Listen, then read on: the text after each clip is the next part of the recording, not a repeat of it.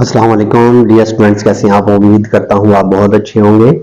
तो आज की वीडियो के अंदर हम जो बहुत ही ज़्यादा इस्तेमाल होने वाली उर्दू पेपर के अंदर जो हेडिंग्स होती हैं यानी कि सुर्खियाँ, उनको हम लिखना सीखेंगे।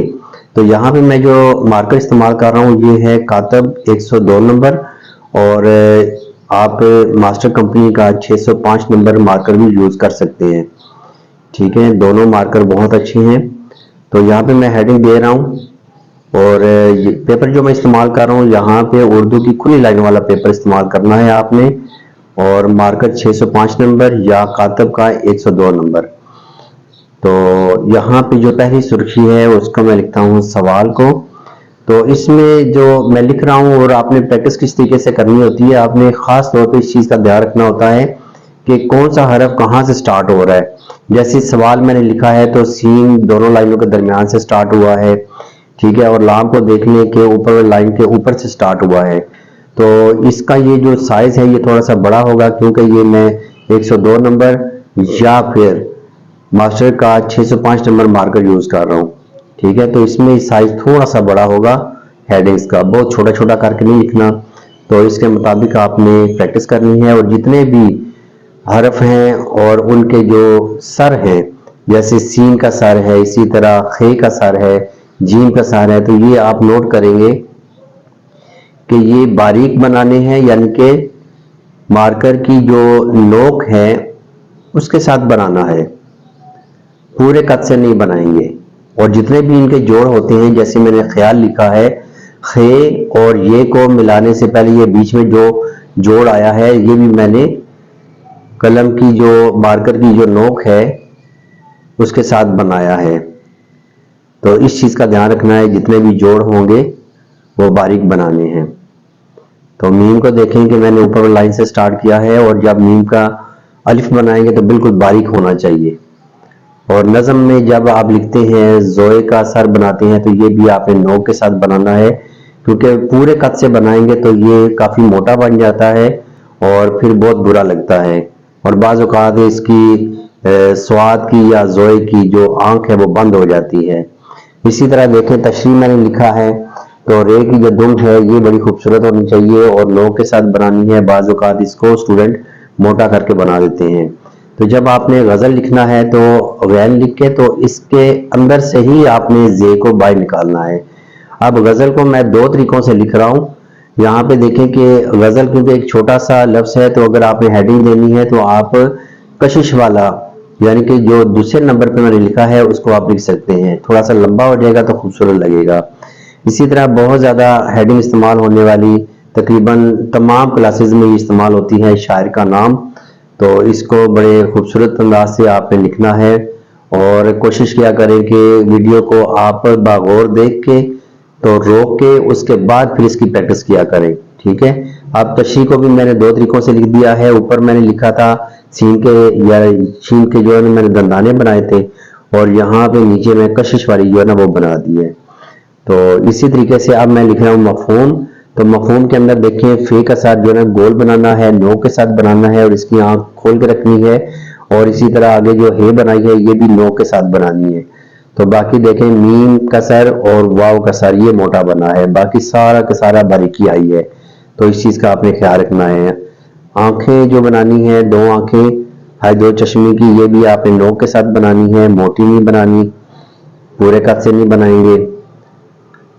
तो अभी देखिए मैं अल्फाज लिख रहा हूँ। तो फे का जो सर है ये भी आपने नो के साथ ही बनाना है। देखिए फे का सर और दो नुक्तिया जो कॉफ होता है उसका सर आपने हमेशा नो के साथ ही बनाना होता है जब वो दरमियान में आ जाए। तो मानी लिखना है तो खास तौर पे जो आइन है, आइन का सर जो है बागौर से देखा करें, ये थोड़ा सा बनाने में दिक्कत होती है स्टूडेंट्स को, तो इसको आपने खूब प्रैक्टिस करनी है इसकी। इसी तरह यहाँ पे देखें मैं लिख रहा हूँ दुरुस्त जुमले। जब जुमले लिखना है आपने तो इसमें देखें बड़ी आय आ रही है एंड पे, और इसकी दुम लंबी होती है, तो इसलिए आप इसको थोड़ा आगे करके स्टार्ट किया करें। यानी कि जुमले को देखें, दुरुस्त जो लफ्ज लिखा है उससे मैंने काफी आगे से स्टार्ट किया है, तब जाके इसकी जो दुम है वो पीछे से पूरी आई है। और अगर मैं इसको बिल्कुल करीब से लिख लेता हूँ, दुरुस्त के पास से ही लिखूंगा, तो फिर जो बड़ी जाएगी दुम है वो सही नहीं बनेगी। तो इस चीज़ का आपने ध्यान रखना है। गोलाइयों का खास तौर पे ध्यान रखें। एक चांदनुमा जो है शक्ल बननी चाहिए। मुज़क्कर मोनस यहाँ पे मैं लिख रहा हूँ,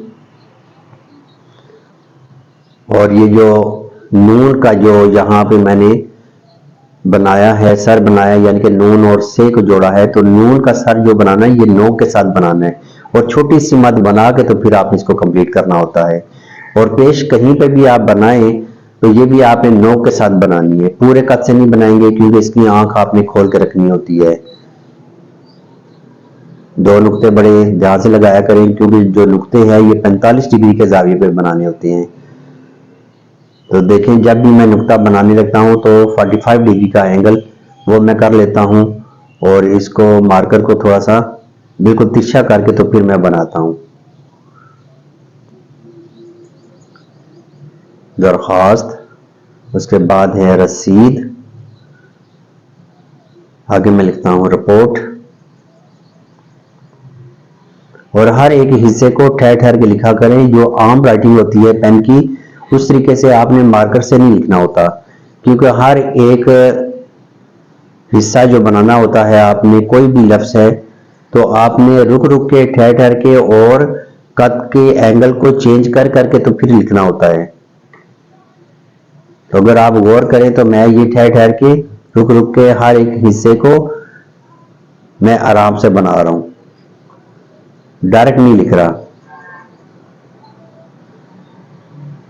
हिस्सा जो है आमतौर पे स्टूडेंट बहुत ज़्यादा मिस्टेक करते हैं इसमें, कि इसकी जो मद है ये लाइन के साथ जोड़ देते हैं पीछे से।